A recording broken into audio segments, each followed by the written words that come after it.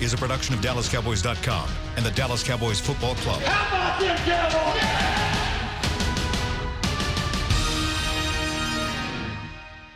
This is Talkin Cowboys.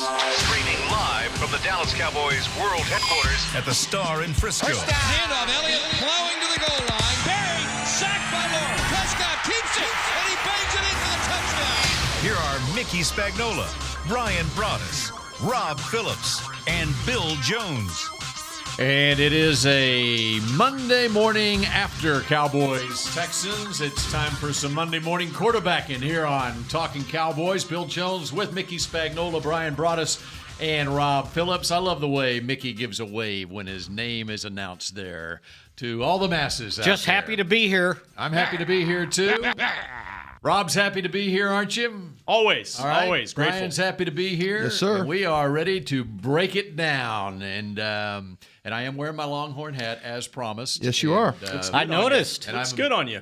Well, thank you. But you're also in black. Are you in mourning? Well, no. Since Saturday begat Sunday, and I won't say anything else, it was worth it. Okay, and we move on now to what happened Sunday night at NRG Stadium in Houston. Let's start with just initial takeaways from the game. Just something off the top. What do you got first, Mickey? I would think that the way this team plays on the road, it's very frustrating, and I think it challenges our common senses for some of the things that they did do well, and yet they don't do enough to be able to win games and go into overtime and lose for the third consecutive time on the road. So kind of a bitter pill for them to swallow, I would think, and just not good enough. And we continue the teeter-totter of lose one, win one, lose one, win one, and now lose one. And now the pressure on with Jacksonville coming on Sunday. Rob, what do you got? I thought it was a remarkable performance by the defense inside the 5-yard line. To have 4 trips inside the 3, I think, and allow 9 points, 16 points in regulation, most times in the league, that's going to give you enough to win a football game. And once again, on the road, offensively, I looked down at the stat sheet in the fourth quarter, and the wide receivers on this team had 4 catches combined. And your chunk plays largely came from your tight ends, except for the semi-Hail Mary to Tavon Austin in the fourth quarter. Offensively, that's just not going to get it done. And Dak needs more help all around. He wasn't perfect in this game, but he did a lot to buy himself time, get out of trouble. He needs more help from his wide receivers. He needs more help from his line.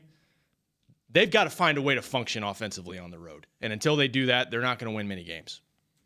They don't function very well because they don't have any playmakers on the outside. That's the biggest problem. You got a great example of what a team that has some playmakers, some guys that can get open, some guys that can make contested catches. You got a really good example of what that was. Really, the last couple of weeks, you've seen what an offensive attack can do, moving the football by throwing it. And I know this team, I always say it is built to run the ball, but they've got to be able to throw it some. They've got to be able to convert on some third downs. They've got to be able to do some things, to protect the football when given the opportunity. It's a shame that this quarterback, his interceptions are in large part by tip balls, not just by his own fault, but balls that are thrown that are knocked in the air. So, unfortunately, though, as long as this team is, it is what it is. They're going to have to be able to run the ball, but they have no ability to push the ball with the receivers that they have on the field right now. Brian Broaddus called it. I think you said it multiple times on the show during the week. You didn't feel like they could just pound their head against the wall and run the ball. No. They needed to make plays down the field, and they got some early, Swaim, run after catch, Rico. But, ultimately through the course of the game, I think the receivers wound up with 6 total catches, Mick. 7, I think. 7. Yeah. Hearns did have a 3-yard touchdown, give it finally a short field that they were given. I think started at the 16-yard line. They just got to be more efficient. They got to find a way to do it, Can't convert third downs. They're 17 of 60 right now on third down. Total for the season? Total for the season. Yeah. After a brilliant 4 of 14 conversion rate against the Texans.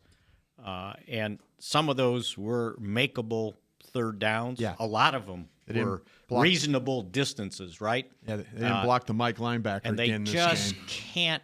You know what? Houston made a bet. We're going to blitz the hell out of Dak Prescott. We're coming, and we're going to blitz the run and, let the chips fall where they may. Well, the chips fell behind the line of scrimmage because they didn't pick it up and they didn't beat it. At times, you've got to beat it with a play, and they couldn't do it. They couldn't do it consistently either. Yeah. And there you are, 16-16. The defense does what Rob said, 5 goal-to-goal situations, and they stopped them for 1 touchdown, 3 field goals, and on a 1st and goal at the 1, they stopped them, didn't let them score. Yeah. Outstanding. Houston ended up at the end of regulation with 390 yards. 390. Yeah. And all they had was 16 points. You got to win that game. You got to win it. There's 2 things bad that happened to the Texans coming into this game, or was happening bad to them. Number one is, and you're talking about the blitzing, Mickey, and they sold out, and you're absolutely right. But quarterbacks had a 122 rating against them when they blitzed. And they were in goal-to-goal situations, they were 60%. League average is 80. So they were there. Bill O'Brien and them, his staff is having to answer questions. What happened? Now they got to win, so they could kind of talk about, okay, this is what we need to improve on. Give Dallas complete credit though for the way they played in the red zone though, but they really didn't take advantage of this secondary. The protection for both teams I thought was shaky at best. I mean, both quarterbacks. Their quarterback seemed to make better throws because of the receivers on the outside made better plays. And I think that's ultimately what the difference in this game was. You get a guy like Kuti and Hopkins and those guys, that tight end was incredible for them as well. Did they know 84 was on the field, by the way? I don't think so. But they didn't do a very good job of covering and give their quarterback a lot of credit for hanging in there and taking some huge hits and running into piles. Yeah, and running into piles. And he was you look at 40 yards on 10 carries. That was as tough as it gets for him. But there were some things that were bad that the Cowboys really didn't take advantage of in this football game that they should have. And I went in thinking that if they protected, they can make some plays in the secondary. Little did I know that even though they didn't protect, the ball going down the field, they still didn't make plays. So shame on me for thinking that about this about these wide receivers. You mentioned the catches that we've seen. Yeah, I think over the last 2 weeks, I don't remember in 2 consecutive games watching the opponent catch passes that I'm sitting there going, are you kidding me? Yeah. He caught that ball? Yeah. Well, and it happened last week with Detroit, and it happened again here with the outstretched catches that QT made, or QT, whatever the heck it is. it's cutie. Yeah. I mean, just Press amazing box. Catches that they were making. Hopkins, and Brian alluded to it. Now there's a number 1 receiver. Well, and I was gonna say that's low hanging fruit today. I don't know because they weren't in a position to get a guy. There's only one fruit that's hanging low. Okay, but go ahead. No, I mean they weren't in a position in the offseason to get a guy of his caliber. And I know people are going to clamor for Dez, and Dez has had a great career. Well, they're going to clamor for somebody. Well, if you go in the draft though, they're not going to get somebody that's like Hopkins. He's a special player. But the fact is with the Van Der Esch pick, that's okay. Yeah. That's but the determination that you made is like, okay, we can play by committee, is really the wrong approach here. It didn't work last night. It hasn't worked. Yeah. It doesn't work. Committee approach does not work with a quarterback that's not always accurate. That's the biggest issue that they have right now is the fact that, and when the quarterback is accurate, these guys, they're reverting back to body catching again. Yeah. There's several guys now on this, Thompson and Gallup, and these guys are trying to body catch. And I get it on the slants. Michael Irvin will tell you got to body catch those. But there's some balls that the ball that Reed intercepted, Thompson's in terrible position to receive that ball. And, he doesn't extend. He doesn't go back to the ball. And he allows Joseph to come right over his left shoulder and tip the ball. You got to make the guy fight to get through you to get to the ball. And they just didn't, you saw that. Mickey's right. You see incredible plays by other teams and their ability to take advantage. And the weakness of this Texans defense was their secondary. And the Cowboys didn't have any way of taking advantage of that with the plays that they had. 2 opportunities for Tavon Austin down the field. 1 gets intercepted. I've said before, good things seem to happen when he's kind of involved, even if it's as a decoy, when they have to respect his speed a little bit. But yeah, they missed some chances with him. Yeah. And Hopkins is, even the catch that set up the winning field goal, that's amazing. Catch radius, run after catch. Yeah. I mean, he's amazing. Brown gambled to undercut that route, and and with that in that situation, you gamble and you miss, you're going to have a 48-yard run. They had a couple of missed tackles along the way. Woods was poor on the play. I mean, I thought they were going to strip him for a second. You know what's funny? You say that because if Hopkins doesn't spin, you got Tank Lawrence is going to hammer that ball right out of his hand. He was ripping at it. He was trying, yeah. but it was at that point in time though it was too late. But Brown gambled that and the ball went right over the top of him, and once it went over the top of him, then he had no chance. But you can see it right there. Kent doing a great job with the highlights. If you're watching along with us, though, I mean, hopefully you'll go back and see this. But yeah, it's a really Van Der Esch trying to get at it. Really simple play. And it almost came out. Yeah, and but they it didn't. They did. You know what? And the other thing on the play is he can't have time of day in the pocket like that. Yeah. Hopkins started on the far right and crossed all the way 13 yards deep across to the left. And he had time to let him clear and outrun Brown to the spot where he caught the ball.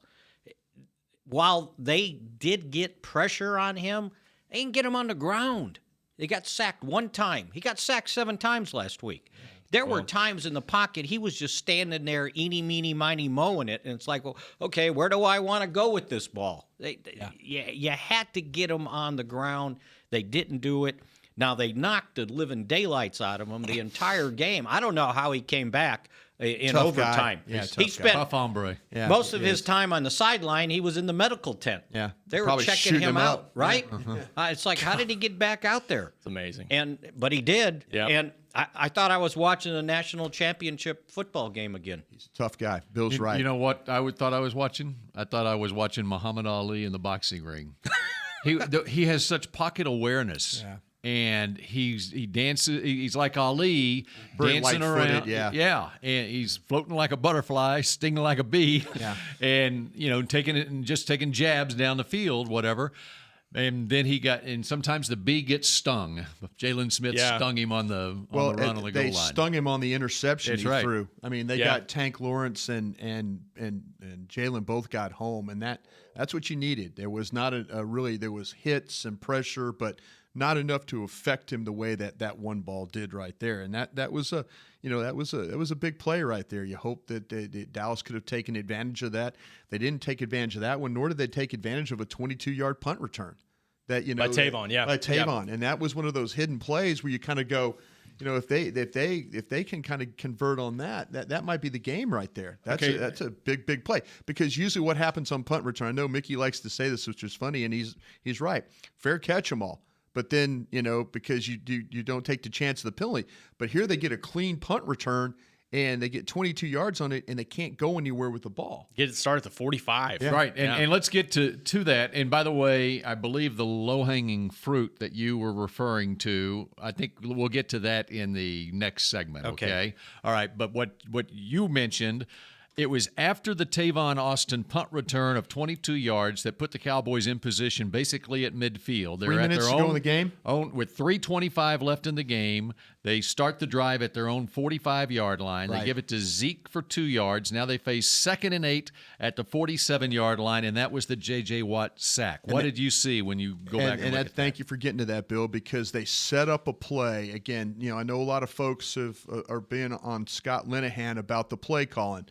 But they repped a play that actually had a chance to be the game winner. And it was give Watt, I wrote about it this morning, tip your cap to Watt, the play that he made, because he was able to beat Looney and Martin inside to get the sack. Now, what they wanted to do was they wanted to have Blake Jarwin as an inline Y. He was to the right, and they run him on a delay. They act like they're going to block with him. They delay, and then he starts out up the field. I mean, he's kind of on the move a little bit, and nobody from the Texans picks him up. And it's a play action off it, though. So what happens, though, when they get the pressure, then Prescott's eyes have to kind of go down and trying to avoid the rush. They brought Tavon around on that. They brought Tavon around on the ghost.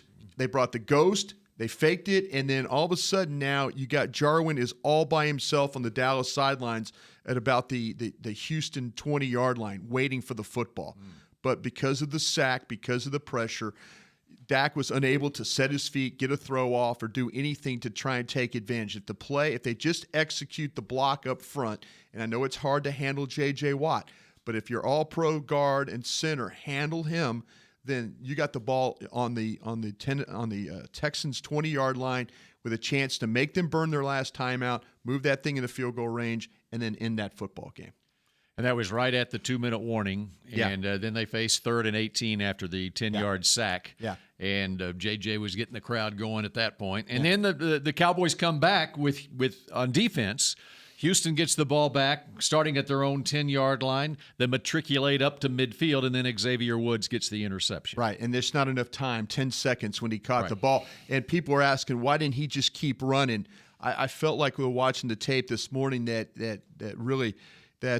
number one wide receiver, Hopkins, for them, did a great job of getting him to get out of bounds. There was really nothing going on. He might have got about 8 more yards, but that was really going to be all. He just couldn't take it all the way up the sideline. And the reason why people were saying that is because Collinsworth said, this was your chance to be the hero and run. But you know what? If he hadn't got out of bounds, they would have never had another play. He's going to get tackled, and there was only 10 seconds left. Right. The clock's going to run out. Yeah. So he did tried, the right thing. He saved him time. He gave him 2 plays to throw a Hail Mary. Otherwise, the game would have ended with him getting tackled. And by the way, what caused that interception Pressure. by Xavier Woods? Yeah, it was pressure. DeMarcus Lawrence and Jalen Smith. Big hit. Right in the That was the one that almost sent him permanently to the medical tent. that was very close to being.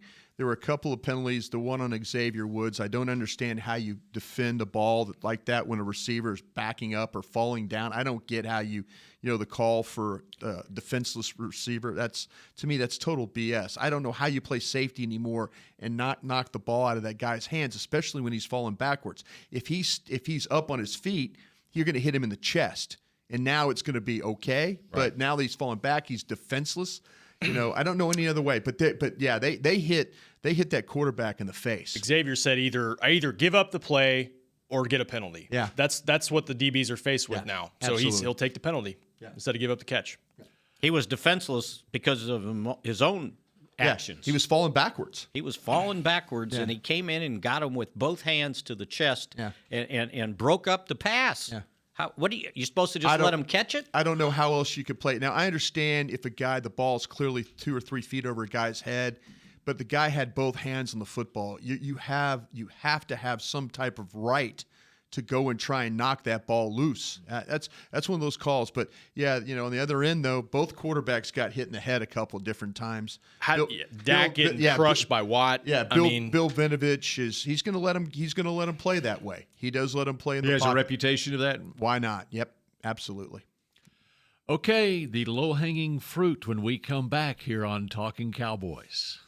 Essilor has been helping Cowboys fans see better since 1972 so they don't miss a moment on the field. Get glasses with Essilor's best vision, clarity, and protection with the Essilor Ultimate Lens Package. 3 innovative technologies in 1 lens. For a limited time, you can double your lenses for free when you purchase the Essilor Ultimate Lens Package and get a second pair of frames. Find a participating eye care professional and details by visiting EssilorUSA.com. That's EssilorUSA.com. Terms and conditions apply. If you're like me and you love...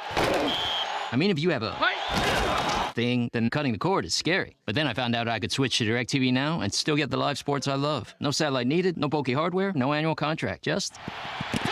Get the live sports you love. Try DirecTV Now for $10 a month for 3 months. Visit DirecTVNow.com. DirecTV Now. More for your thing. That's our thing. Use code REALDEAL. Limited time. Price for little package. After 3 months, renews monthly at full price. Currently minimum $40 unless canceled. Prices may change. New subscribers only. Cancel anytime. Content varies by package and may be limited. Restrictions apply.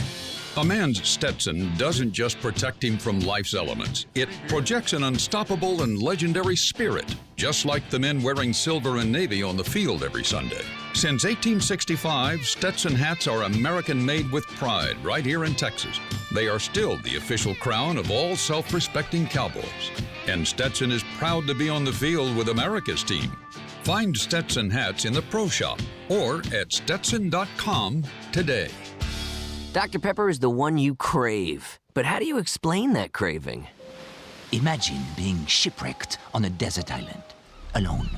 Glass-like curls of surf pound the shore with Dr. Pepper-colored waves. Surrounded by desire, but you can't drink it because it's the ocean. Fish live in there.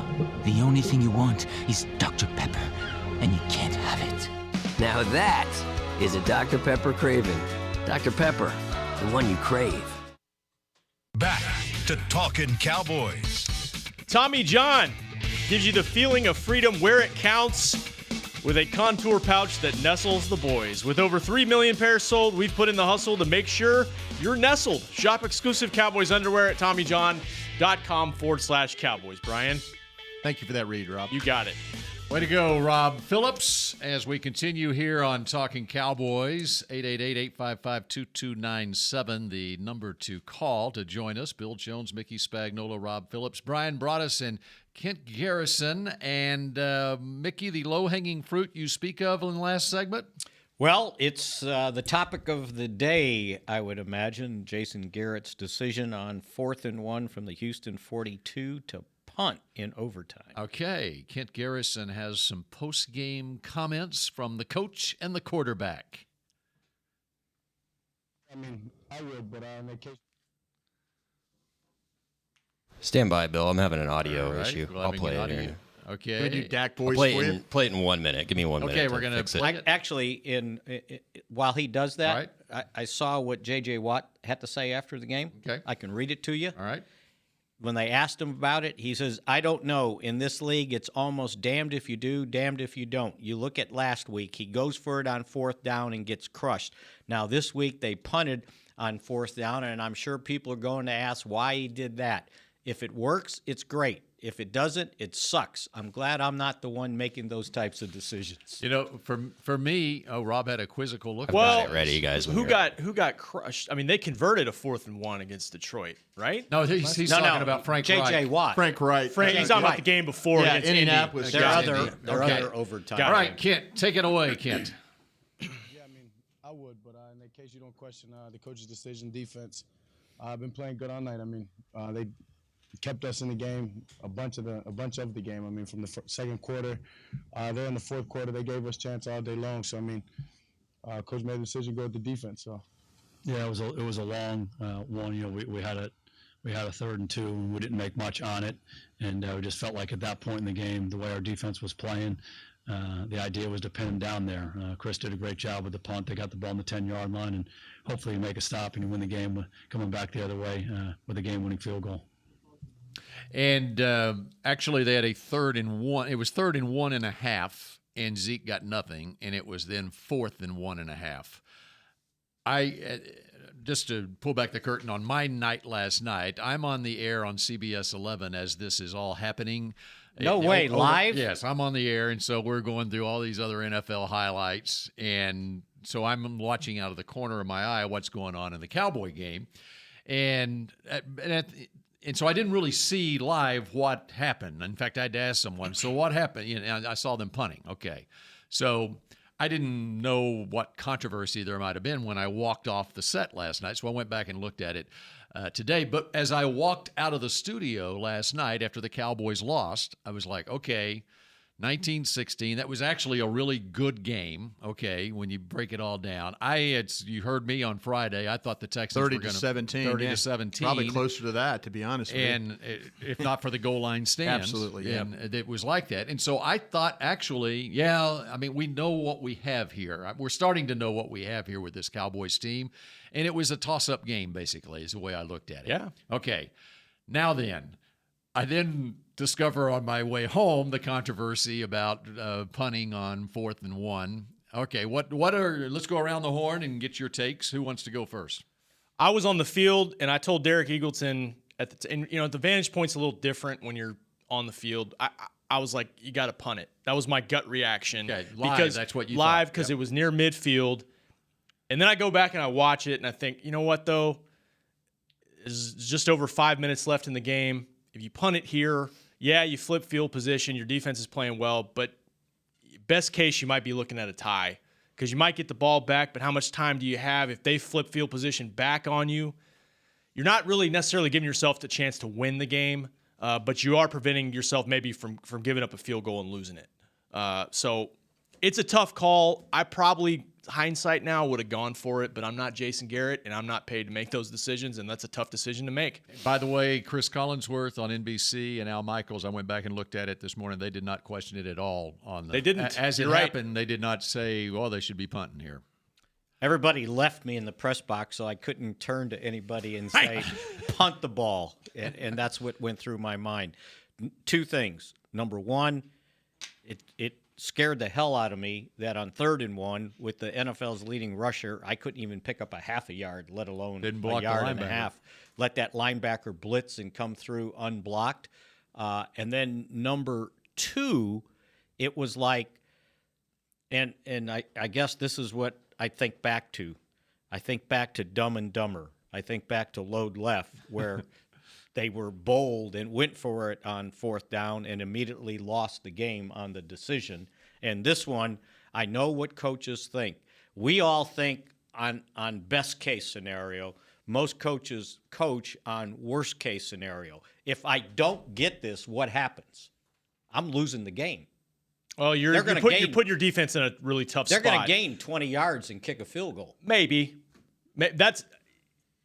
You don't know that. They gained 79. They were much better down inside the 5-yard line than they were between the 20s. And, I'll give you that. Take your chances, get the ball back. You got 2 timeouts and a 2-minute timeout, and you got a chance to come back if you stop them. Yeah, well, you didn't stop them. It's 2nd and 9 at the 24-yard line. You give up a 49-yard pass. Go figure. Brian, go for it. Yeah, go for it.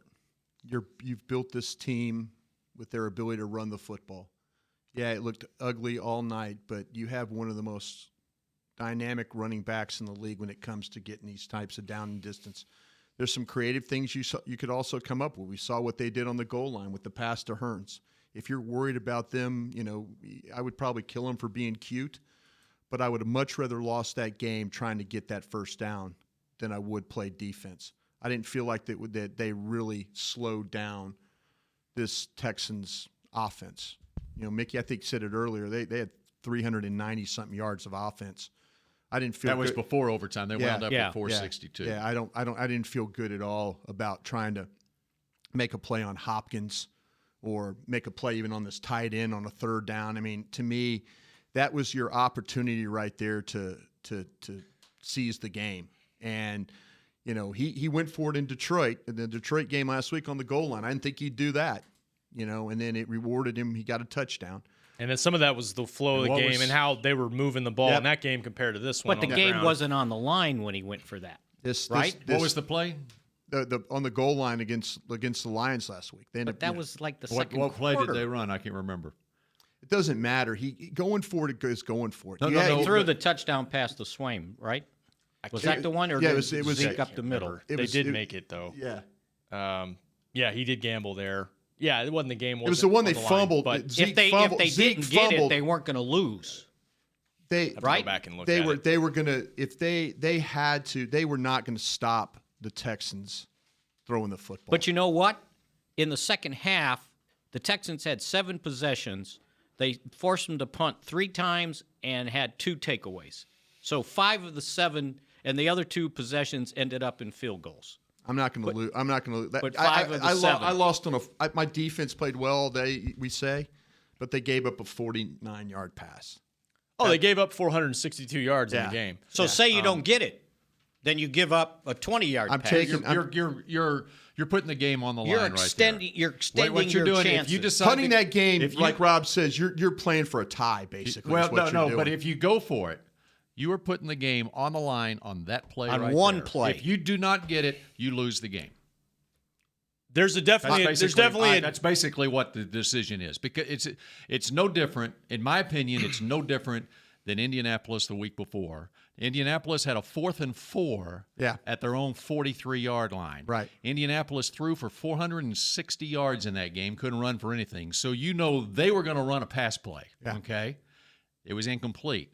It was 20 seconds left in the game. They complete one pass to Hopkins to the 20-yard line, kick a field goal, win the game. This was 15 yards in field position different. Cowboys were 15 yards further upfield. He missed a 48-yard field goal too, by the way, didn't he? And so it was started at they're at the 42-yard line. If they do not get it, the Texans are going to get in field goal range. I mean, that's bottom line. There's no doubt that's and if you happen. get it, and if you make it, that doesn't mean you were going to win. But I'm not saying I'm not saying it's a wrong decision to go for it. Let's just understand that's what was on the line there. If they don't make it, they lose the game.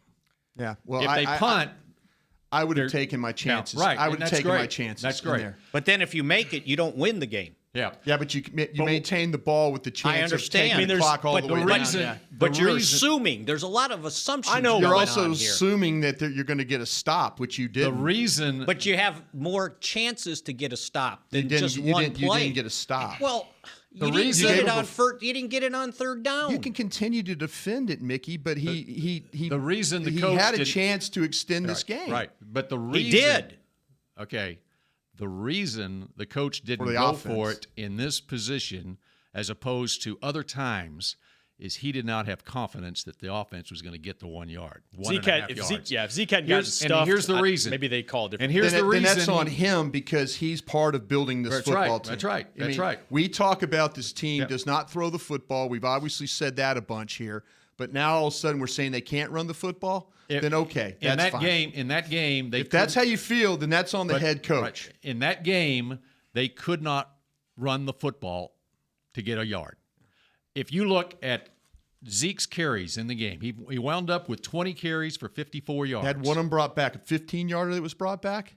But for a holding call, right? Yes, a holding call. Big play there. On Connor Williams. So he had 20 carries for 54 yards. He had 13 of those carries. The 13 worst carries went for 0 yards. The other 7 carries went for 54 yards. All right, 10 of the carries went for -6 yards. So you're going to play the percentages. So my question is, what play are you going to run? Because you just on 3rd and 1.5, you got stopped for nothing. Almost and a on half-yard loss. 13 of your carries with Zeke, you got 0 yards. So what play are you going to call? That's what I'm saying. I'm still running the ball with him. Okay. I'm still, for a yard and a half. Yeah, you would run it. Yes, because my team. But the coach would not. My team was built to run the football. That's right. And as hard as it was, and we saw what happened in the Seattle game, they run the ball for 3 yards of carry and win the game. Okay, if it's on me, if my offensive line and my running back is not good enough to get that 1 yard, then that's on me. That's on me. I would rather lose the game the way they did. The losing the game, trying to play to one of my strengths, than to hope that the defense was going to get another stop after the guy's thrown for 400 yards. And this is where. But I'm just saying that is what went into his decision. Is they were not successful running the ball during the game. Then that's on him. Because he is part of what's going on. I didn't want to take a swing at him because you just did. I just did, Mickey, because. But the other part of it is it's a confidence in your defense that if you give the offense the ball at the 10-yard line, they are not going to be able to drive it 60 yards and get into field. You're playing for a tie, basically. But again, that's what I said part about of it. That's that is the other Would part you of take it. a tie now? Yeah, absolutely. I mean, that's yes, you would. I mean, that is the other Mickey, part it's of a it. terrible decision, and you know it. You No, can't it defend wasn't that. a terrible decision. It was a terrible decision. It's a great second guess. The other part of it is, well, he asked the question. If you do tie the game, it's a half a win, half a loss. Whatever, I didn't say your standings decision was terrible. So don't tell me my decision is terrible. It is. It's Yeah. terrible. No, He lost you the yours game. You gave up a 49-yard pass. In hindsight, But yeah. No, you did. What we're You doing- played the odds that you were going to get a stop, and you didn't get a stop. You lost the game, Mickey. Sorry. And you played the odds that you were going to make I a never- one, I and never- they couldn't make a I one never on had a third. chance. I never had a chance. You had a chance I on never had third a and chance one. because the You coach had just a like chance you. on He's third a and coward. one. The You coach- had a coach- chance on third no. and one. Did you not? I had a chance. You on had fourth. a chance, He and could've- it failed. He could have called it. What did you want to run on third and one? Mickey, this team is built to run the football. Well, it didn't run the football in this game. Well, you know what? Consistently didn't. Okay, but they didn't throw the ball well either. Well, Mickey. then So what would you have called? Nice job of relying on your Quick punt? defense to get a stop. Well, they didn't get one. Yeah, that's easy for you to say It is. now. I'm saying it, but it happened. Yeah. You made the Good. decision to punt the ball. You That's gave right. a 49-yard And it didn't pass. work. You're right. You lost. Congratulations. Cease and J.J. desist. Watt is I would have lost stupid. too. Cease Yeah. and desist for just a second. It's also built at what I've heard the first 4 or 5 weeks of this season. The defense is the strength of this team. It's been the backbone, hasn't it? That's what I've heard the first 4 to 5 weeks. I haven't agreed with that because I've saw Detroit last week go 75 yards in 7 plays for a touchdown. So I'm not surprised myself that Houston was able to start at their own 10-yard line and get into field goal range.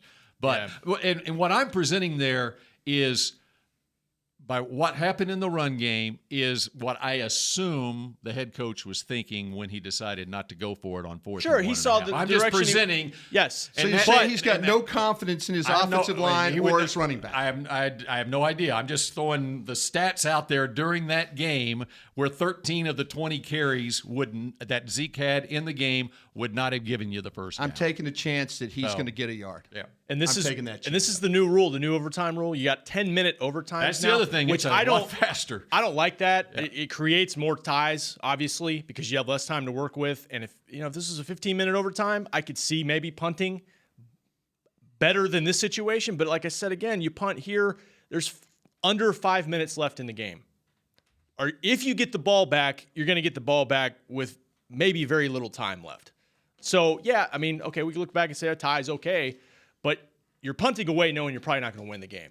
So that sticks in my mind when I look back on what the decision. You make great points, but I'm trying to win the football game. So I don't punt there. Y'all are of the they got the opinion that ball this with defense 5 had no chance to stop them Well, from no, going 60 or no, 70 they had a yards. chance to stop them, but I'm looking at the clock too. Can you ask your 5:33. offense to Punting, go? you're playing for the tie. Yeah, 5:33 left. yeah. Okay. Well, okay, you could stop them, but they also might chew up 3-4 minutes of clock. So then are you going to ask the defense to go 60 yards? There was 3-something left on The offense. 2nd and 9.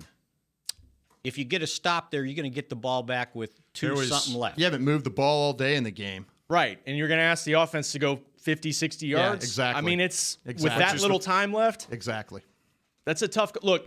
Would you take the tie we now? had, huh? Would you take the tie? I would take the tie now. Okay. I'm saying this is a great discussion because there's great points on both sides.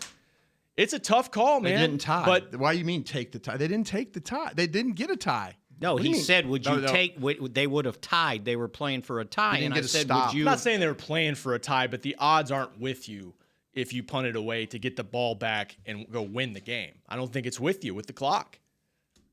You had 2 timeouts and a 2-minute warning. And then you move the ball all And day. you've had trouble moving the ball all day.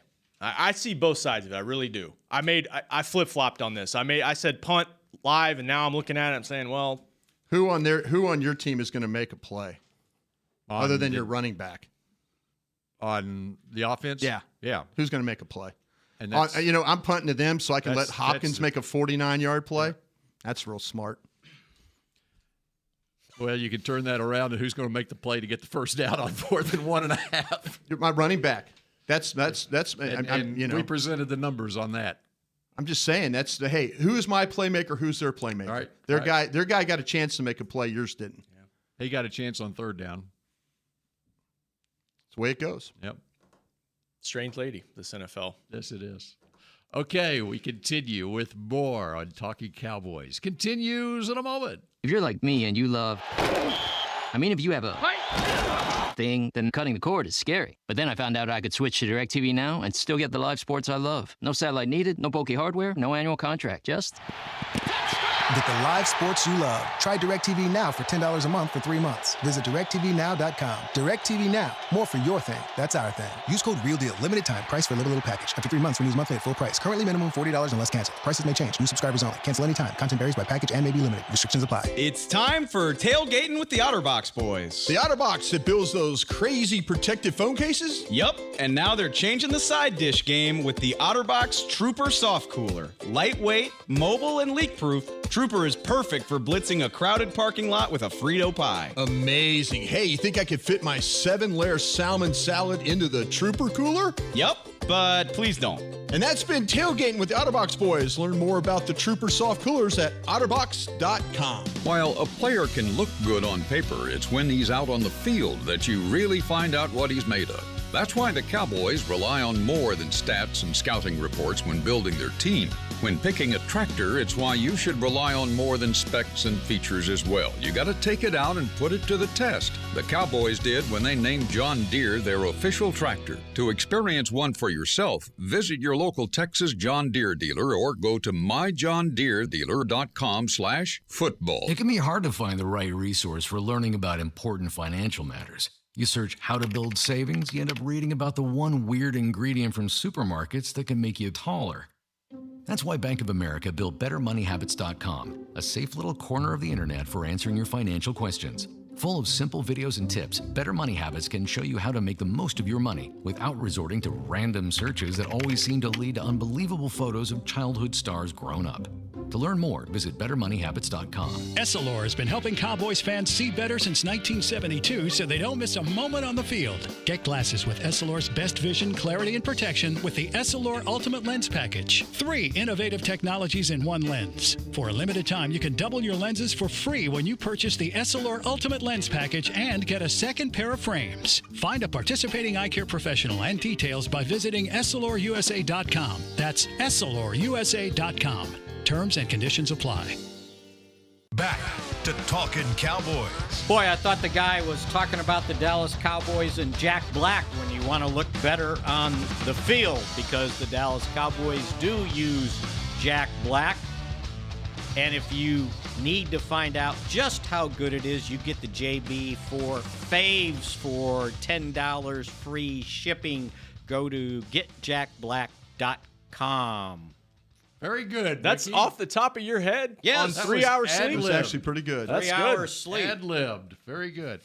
3? Better than I expected. When did you go to bed, Mickey? I got 4. About Rob 3. said he got done with work at 4:30 this morning. Yeah. I think I was 3:30 because I went back and watched overtime again. I had to look and see for a couple things. Well, you know what you need this week? Tell me. You need to... Whiskey. You need to go to the Star restaurants this week. They have whiskey. That's exactly right. In fact, you got something going on tomorrow night, right? We're going to drink whiskey. At Concrete Cowboy. Why not? That's right. At The what happy time? hour. What time is that? The happy 6 hour? o'clock. Meet me there. 6 o'clock. Concrete Cowboy. It's all part. Well, you're there every Tuesday at 6 o'clock for Drinking whiskey. That's right. But this week is a special week. Restaurant Week at the Star. Special lunch and dinner menus all week long. A variety of unique restaurants. It's the Star Restaurant Week now through the weekend. What's that for, by Jacksonville the way? game. The restaurant. Does it for charities or anything like that? Are we doing anything It for is hunger, it's the kids? first Just annual first annual, Restaurant Week at the Star. Just hang out. Yes, it is. Okay. Now that I read closer, raising money for the North Texas Food Bank. There we go. Thank you for bringing that to my Appreciate that. attention. Go out and like help. a portion That was of the what latter you portion spend of the goes to the sentence food there. bank. Should give a lot to the food bank is what I should That's do. right. The North Texas Food Bank. Visit thestarinfrisco.com for details. How about we go to the phone lines and see what's out there? Nassim in Pennsylvania. You're on Talking Cowboys. Hey guys, how you doing? Great. I just feel like no matter what Jason Garrett calls right there, he's gonna get the heat for it. So, and my question is this: that third down, right, and one or third down and 1.5. Why are we in shotgun? Don't you guys feel like shotgun is making it hard for us to run the ball?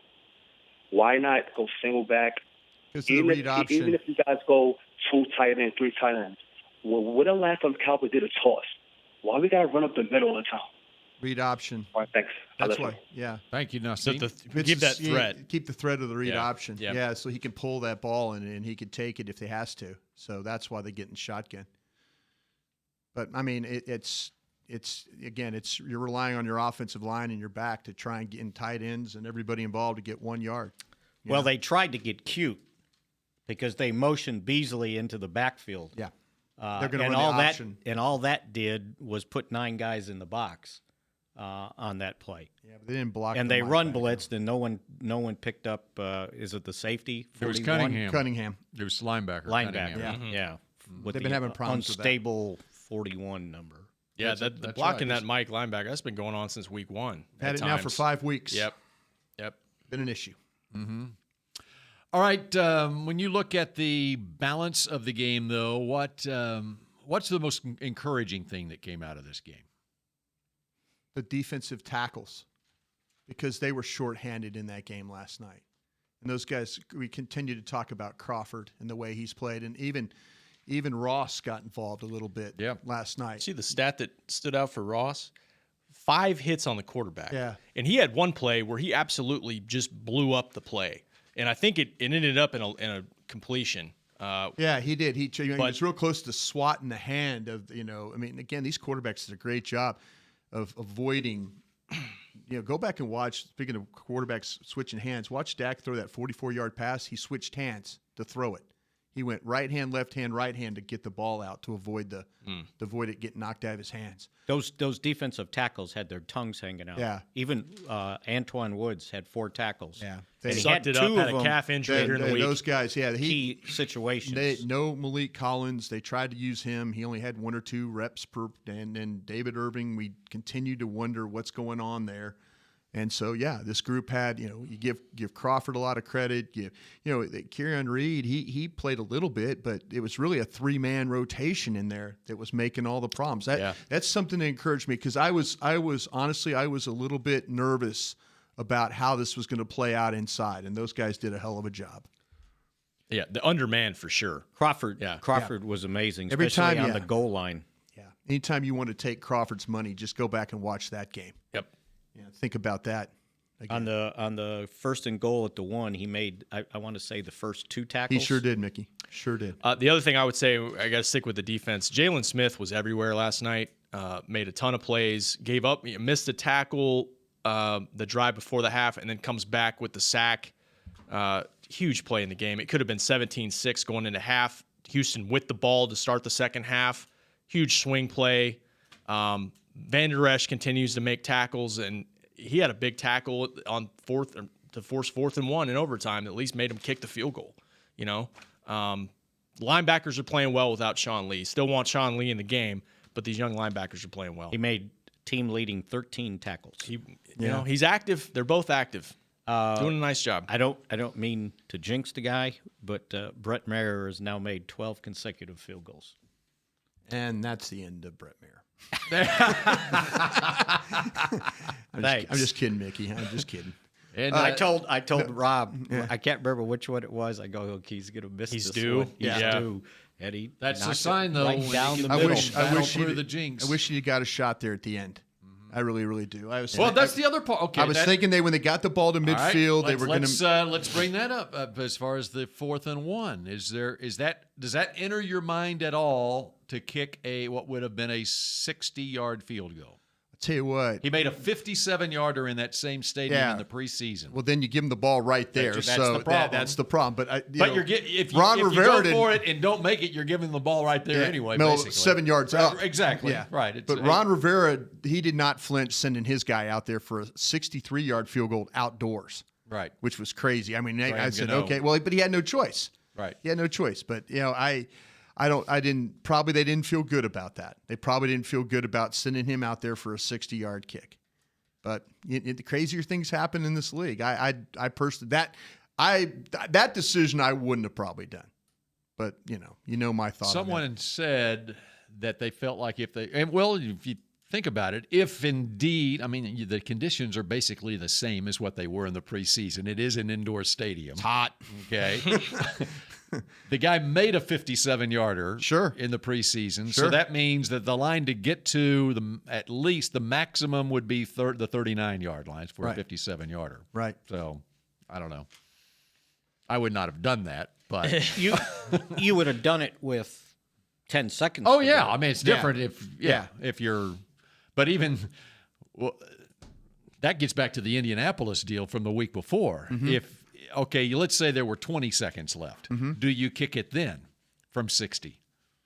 Because that was the same deal as Frank Reich. Yeah, Mickey's right. Then you're in the Frank Reich decision. Give me 10 seconds, I got a chance. Right. Yeah, I mean, that's – but I just kind of in my mind just keep playing in that I just keep seeing number 10 and number 84 making catches all over the field. No doubt. I just close my eyes and then I watch tape this morning, see the same thing. It's exactly what it is. And back on the goal line, how about the human log down on the goal line too? It was the last time they were down on the goal line where they kicked the field goal to make it 16-13. But they were facing a 1st and goal at the 1-yard line. On the second down play is when Woods is lined up there, and he motions for Tyrone to move over. The gap. When they go under center, he does the smart thing, thinking, okay, there's going to be a quarterback sneak here. Yeah, and a great job, like Mickey's pointed out, 2 plays in a row that Crawford made on that. But it was the basic newcomer to the team, Antoine Woods, who had the presence of mind. He's played really well from a mental standpoint to making a side adjustment, basically. Hey, they're going this way. Not often you get a starting one technique that's playing as well as he did off the street. Mm-hmm. Right. That's a good get right there. Can I throw out one on offense? Jeff Swaim, with everything they're asking him to do as a blocker, and he had 3 catches for 55 yards, but he had the 43-yarder. That's 2 big chunk plays 2 weeks in a row. How about the catch he made on 3rd down when down on the ground. Athletic, he's giving them something at tight end for sure, and he's giving them a lot of different things, and that's what they need. And they just need more help in the passing game. I think we've said that a couple times. What about Rico? Rico with a big catch, first of his career, 32 yards. Thought the internet was going to break. You guys surprised about that? No. That was a good play call. It was a good play call, and so was the Swaim catch too. Yeah. Little misdirection. Looked like they were crashing in on Zeke. Yeah. If Rico had caught that Hail Mary at the end of regulation, I think the electricity in Dallas would have gone out. Is that the first one he's ever been involved in, you think? First Hail Mary? He's ever been involved with? Other than practice? Yeah, I'm thinking in 8th grade they probably did not throw very many Hail Marys. That's what I'm saying, though. But the way the ball was knocked, if I was a receiver or a guy involved with that, I would play to the line and square up because everybody wants to try and knock the ball down. So if you're in front of everybody and just play square, it looks like the ball went right by his ear. Mm-hmm. That he was too far. So would you square up and face the end zone? Go face down the end zone. You're playing the carry. You're getting the rebound, basically. Exactly. They did it. It's kind of like basketball. Yeah, because Hopkins knocked the ball down, but he knocked it right past Rico's ear. I'm thinking, but he probably. I'm asking a lot. How many games has he been active for? 3 now. Yeah. Have they had any Hail Marys? They had one maybe at the end of a half. Might have been 4 games, actually. Or maybe it was Carolina? Or maybe it no, was he wasn't 3. active that was the one inactive. Carolina was Schultz. The but Giants? I think since then it's been Rico. Ever There since. was one, maybe it was preseason, because I remember they said, okay, I was thinking, okay, they think he can go Good up for you for remembering that, everybody. because I think the pass came up short. Yeah. I think it was Mike White throwing the ball. Okay, Arizona maybe or San Francisco. One of those. Oh, San Francisco, they got the game run out on him, right? Was that an overtime? Or no, that was a 2-minute drive. Or maybe it was the Houston game. You're right. I think there was a Hail Mary. There was a Hail Mary, and they sent him down. I said, oh, that's a good idea. If nothing else, he'll clear everybody out. Good for you remembering that, Mickey, because I sure didn't. By the way, the game book says Bryce Butler didn't play. He was in on that Hail Mary, though, right? Yes. Did he line up wide? Yes. Okay. Want to get him some snaps next week? Brian, I know he's been kind of 50-50 for you, and anything has missed opportunities the last couple years. Anything's different. He has. Give me somebody that's going to make a contested catch. Maybe he doesn't. Maybe he does. I don't know. I'm just kind of, I like Mickey's plan of trying to get Michael Gallup more involved, and then Michael Gallup has a couple of them where you go, what? And that's on me too. I sat there and evaluated Michael Gallup as one of my 37 top 50 players. Yeah, Michael Gallup was a really good football player. He was and he my still guy is. to click. He still is. Click. Yep. Did the tight ends total more receptions than the wide receivers? Wide receivers had 6. 2 from Thompson, 1 from Austin. Swaim had 3. Jarwin had 1. Everybody else had 1. And Rico had 1. So they had Rico 5. had 5, yeah. Almost. Yeah. And Zeke had 8. I'm just looking at another option in the 7 passing game. Bryce has been in the system. He's made connections That's with Dak before. You know what? I'm going to start talking about Bryce as being a possibility working with this. And it's 2 weeks in a row that, I'm talking to people and they're like, oh, no, he's getting reps. And then he goes out there and he hands his uniform back into Bucky and says, oh, don't worry about washing this. Right. Kind of reminds me at LSU. Okay, so you guys won when you played, though. The season stats now for the receiving core. Cole Beasley, 17 catches. I assume this is updated. 17 catches, 193 yards. 1 for 8 yesterday. Okay, Swaim's at 14 for 159. 3 for 55. Zeke is 22 for 155. So the fourth leading receiver on the team, Tavon, 6 for 125. Well, I say fourth leading. He's fourth in total in yards. 1 for 44. How about Deontay Thompson has 11 catches for 102. Allen Hurns, 8 for 84 and a touchdown. Gallup, 6 for 82. How big was the drop that Austin had on the sidelines? You do everything right. Get your feet down. You got your hands on the ball. Just bring it down. Just bring it down to your body. Was that the one they challenged and lost? Yes. I don't know that one. I'm an idiot when it comes to challenges. They shouldn't have done it. But yeah, I was kind of telling Nate. I don't think I challenged this one, Nate. It looks like a drop to me. It's worth a timeout losing. Here's a little contrast. I gave you the Cowboys wide receiver stats there. DeAndre Hopkins for Houston now. Hopkins has 39 catches, 594 yards, 2 touchdowns. Will Fuller, who's been hurt a little bit, 19 catches, 278. Kiki Kuti, second game, has played 2 games and has 17 catches for 160 yards. He's their third leading receiver. He's played 2 games, and he has as many catches as the leading receiver for the Cowboys has as far as wide receivers. And by catches, 17. A lot of them are like they're either pitches or they're within 5-10 yards. There was that. Yeah, but he made some nice catches. But no, they get him Mickey's involved. Not lying. They get him involved. Yeah. And he's fast. It's sad, but this is what it is right now. They've got to figure things out with this group. They have to. We've been waiting. We've been asking somebody step up out of the committee. Somebody take charge of the committee and be that guy. And they just haven't had that yet. They haven't had somebody get 8 catches for 75 yards. They don't have somebody that. We even saw it last year in the Kansas City game where Terrence Williams 9 for 9 on catches and targets in that game for Terrence Williams. Yeah. And in case you missed it on Saturday, he was placed on IR, so it's at least 8 weeks before he or Travis Frederick, who's placed on non-football illness list. Yeah, the month of December, if either one of those guys can come back. And then I'm going to say it again, don't hold your breath on David Irving. We asked Stephen Jones in the pregame show, and saw that good interview, by the way. Thanks, Brian. He said, personal things are still he's dealing with. He's excused to handle that. They're supporting him through that. And also, he didn't get to practice much. And they're hoping this week get some reps. Hey, that's coming from Steven. I know. So we'll see. He was. Why are you shaking your head at me? Because he's one of the owners of the team. I was shaking my head on that part of it. Not you. He was set to play. He was. They were going to put him out there with 1 practice since November. Yeah. And because which is why they activated him on Saturday. Right. They and one week exemption. And what happened was the family stuff, however you want to call it, family, it's basically the daughter stuff creeped up again, and he couldn't leave town. Yep. Okay. All right. It's really unfortunate. Yeah. Okay. We need to leave town, huh? We're about out of time on this edition of Talking Cowboys. I will close it out this way in the immortal words of the late, great Cactus Pryor. Hook 'em horns! Whoa! No! This has been a production of DallasCowboys.com and the Dallas Cowboys Football Club. How about this, Cowboys?